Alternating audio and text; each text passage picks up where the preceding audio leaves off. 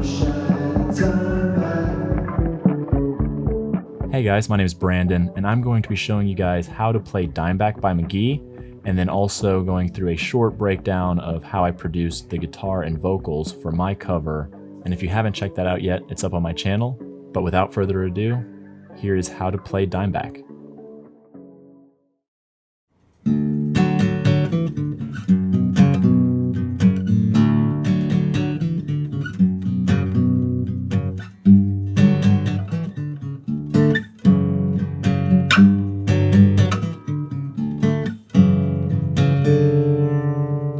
So that's the main loop that Dimeback Mk.gee is based around. If you can get that down, then you'll have a good time playing along to this song. And I'll show you how to do that. But first, when I was looking at how to play this or trying to figure this thing out, there wasn't much help online or anything. So I kind of looked at videos and tried to figure it out by ear. And so the first key to figuring this one out is the tuning. So Dimeback's actually not in standard tuning. It is in open D, one of my favorite tunings. It just sounds beautiful. You can just play around in it for days. Just a few basic chords.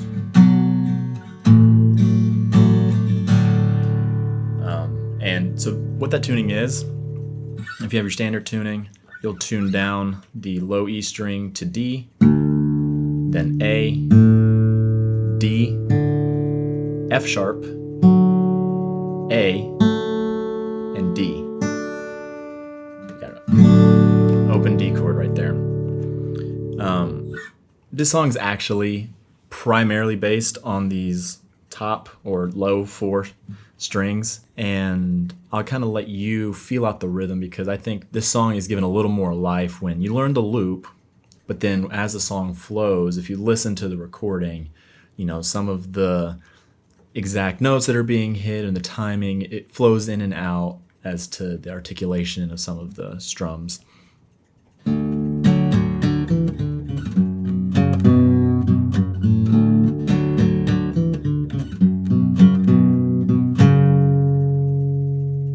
So that's the first part of the riff. It's built around 2 basic chord shapes, and the first one here, which is where we start our riff off, is the 5th fret of the A string here and the 4th fret of the D string, the 3rd one from the top. And those are the only 2 fingers I have on the fretboard right now. So this is our home bass. And then kind of throughout this riff, the A string is used as a walking melody to lead us into the next chord. So we start off here on that D 3rd. So right after you play that first chord, you'll walk it down with fret 7, 5, 4 on the A string. So you'll play that first chord here, walk it down, and that'll lead us into our second chord shape with an F sharp in the bass. Now you can either reach that with your middle finger here. I just use my ring finger. It may be beneficial to use your middle finger here, as you'll see later on. It'll lead into another chord, but for me it's just easier to do middle finger here on the 4th fret, and then index finger here on fret 2 of the A string. And then continuing in that walking melody of the A string, you'll sort of hammer on and pull off the pinky on this fret 4 of the A string. So once you walk it down, you walk it down to that F sharp chord with the F sharp in the bass, and then you'll sort of do a hammer on, hammer off. And then at the very end of the chord, you let go of even the index finger, so all you have is that F sharp in the bass. I'll play that part again so you can see it, just starting from that second chord shape. So what you want to hear is on that A string, the melody go. So 2 2 4 2 2 4 0, all while you keep that F sharp on that 4th fret here in the bass. So all together, again, that part goes like this.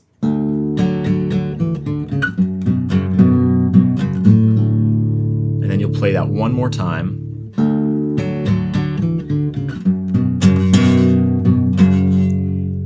And at the end of that second time, you'll just hold that pinky there. You won't let go for that open A string, because this fourth fret here is going to lead in to what I call the B part of the riff. So just one more time for good measure, I'll play that, what I call the A part of the riff, the 2 repetitions of those 2 chord shapes.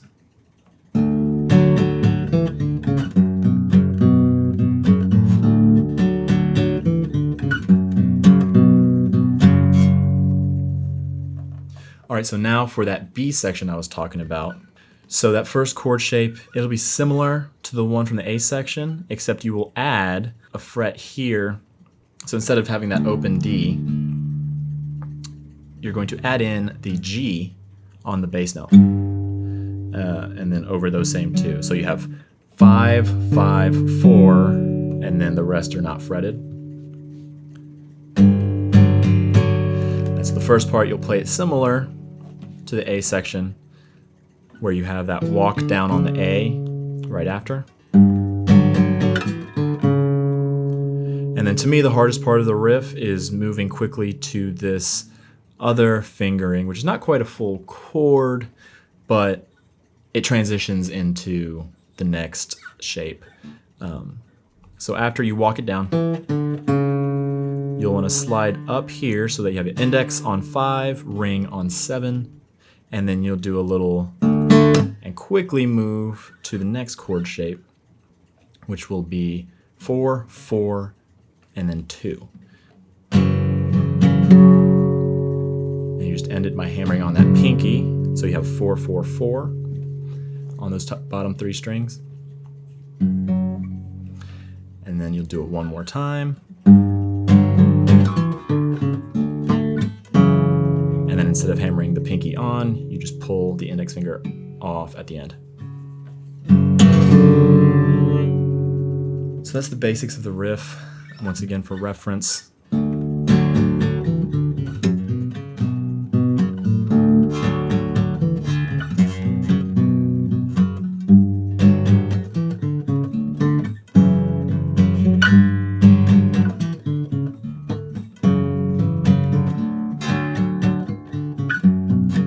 Just keep going around and around for days. So right now I'm going to move into the production bit, as I got a couple of questions about how I got the guitars to sound like that. So we'll move into that right now. So jumping right in here, this is the project file that I created for my cover of Dimeback.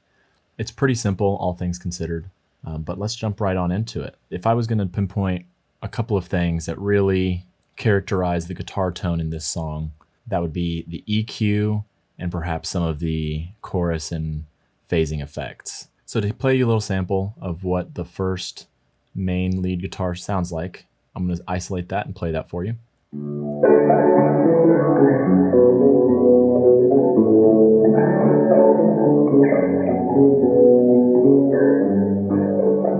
So as you can hear there, it's pretty heavily processed, primarily with the EQ. But if I open up my guitar pedal, you can just see I was adding a little bit of compression and a little bit of phasing here. I first started off aiming for that indie guitar tone with a lot of high end, and then heavily EQing that so that especially you're taking a lot of that high end back out. And that may seem a little counterintuitive, but for me, that's just what I heard. It felt like a sparkly guitar tone going through a low pass filter. What I did instead was I also EQ'd the low end out of this main guitar, and I separated on a different track to give the illusion that I had a separate bass guitar, but without it feeling like a completely different part. You'll see what I mean in a second. The other track that I doubled it with was a more heavily phased guitar. So let me play this phased guitar for you so you can see what it sounds like.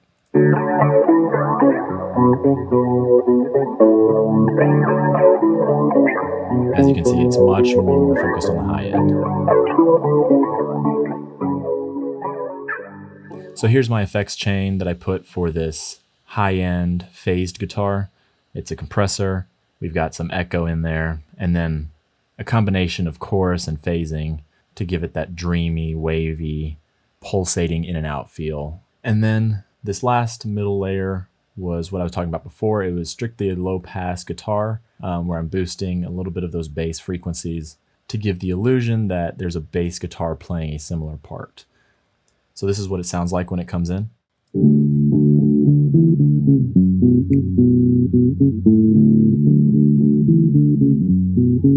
And so I'm a huge fan of the sound of a fuzz bass guitar, so that's kind of what I was going for here. And once we get into the second verse, giving it a little bit more energy with this bass sound in the guitar.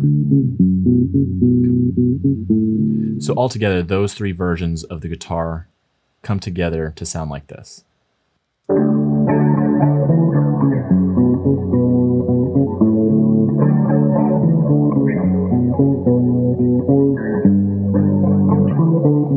And so that gives you a good low, middle, and high range that I preferred for this guitar. Then, of course, adding sufficient tape delay and reverb to give it that retro, spacey feel, because this song is very much meant to set an atmosphere. And some tasteful use of tape delay and reverb really sell that effect. So moving on, I'll talk a little bit about how I produce the vocals. So the setup is pretty straightforward. I have my main vocal that's centered. So this center vocal, I believe, was a tube amp simulation. And so on its own, this is what it sounds like. Nothing ever lasts. Nothing ever was.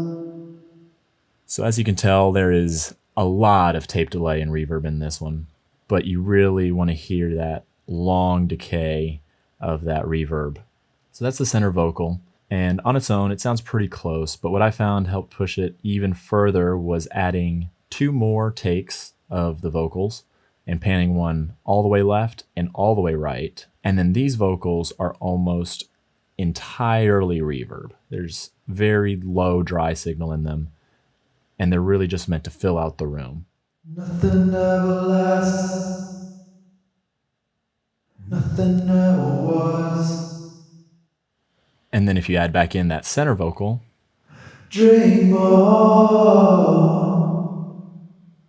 dream on, feel strong. and then also having these panned completely left, completely right gives a little bit more of that spread in the stereo field. So one more thing that I did was add one more take of a couple high harmonies in specific sections that have more energy in the song. Here's one of them coming up, and you can see it down here on this track. Dream on. So just on that line, it gives it a little bit more of a choir feel, adds a little bit of that higher register. On its own, that little bit sounds like this. Dream on. So trying to sing it a little bit at a higher register, and then also just adding in an extra voice for emphasis.